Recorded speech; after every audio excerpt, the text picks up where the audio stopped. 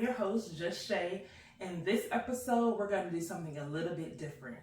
I had the pleasure of joining Sims Library of Poetry in Los Angeles a few weekends ago, and I recorded some amazing Black poets and their performances.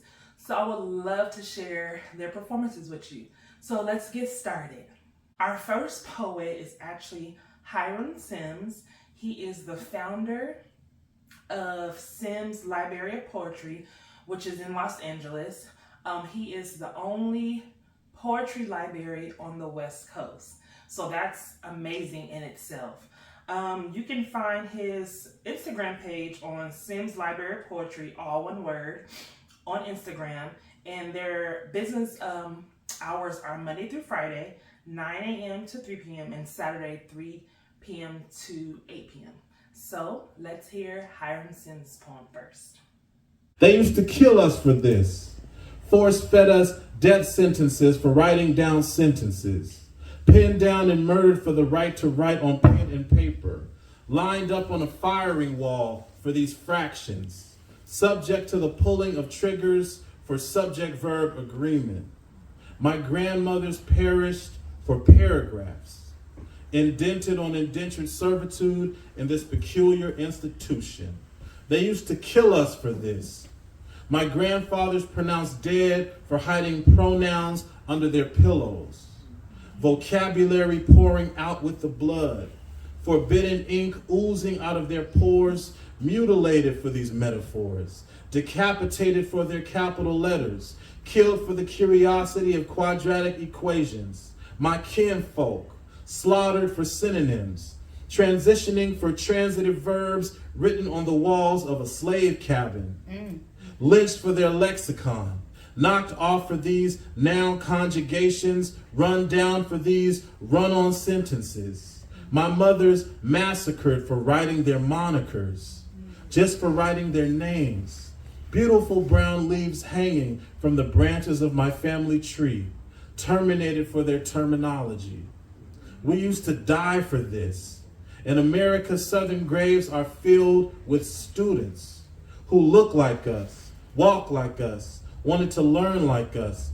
And when they speak to me at night from their shallow graves in Arkansas, as I contemplate the thought of being furious, they say, do not be angry for me. Read for me. Write for me. Yes. Spell for me. Yes. Study for me. Learn for me. Yes. Speak for me. Yes. Read for me. Write for me. Read for me. Write for me. And live.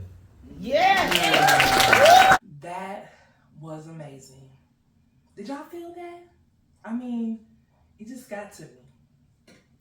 If you guys thought he was amazing in that poem, stay tuned for his interview coming up in the near future. Y'all don't want to miss that one.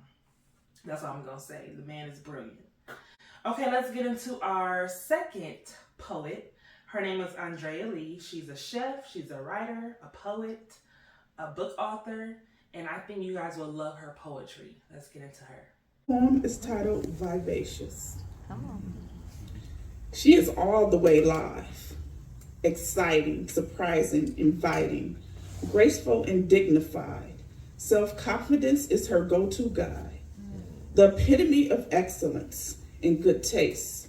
A speaker of great poise. Cool under pressure, calm and collected, always respected. He captured her pose. A painted picture is forever embedded in his memories. A musical sound of her infectious laughter fills the room with cheer. Her hair waves of an ocean. Beautiful, awe-inspiring. The skin tone ebony South African, her lips richly appealing. Her teeth resembles the South Sea pearls. Her words are resounding. Her breasts, the work of Michelangelo. The autonomy created by the creator. Her presence demands full attention. The ingress is forever recalled, his painted picture of vivacious. Y'all, can you hear and feel the talent Come on now, Andrea. Come on, sis. That was amazing. So Matters of Black is all about Black-owned businesses as well. So if you guys want to find out more about Andrea, she's also a chef. You can find her on chef.lee1 on Instagram. And make sure you inbox her to let her know Matters of Black referred you guys. Okay. Now, our last poem, I was really excited about this poet because not only is she my cousin, but she dedicated this poem to me. The poem wasn't about me or anything, but she dedicated it to me at the open mic night that we went to a few weeks ago. So I was really excited because she knows that this is one of my favorite poems. So let's get into Tekira Briscoe, or AKA Naturally Kira on social media. Let's get into her poetry. Hey girl, hey. I am doing it. I am me.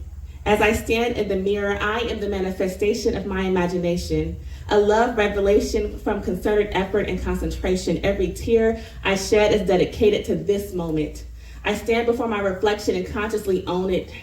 I've worked hard to get here.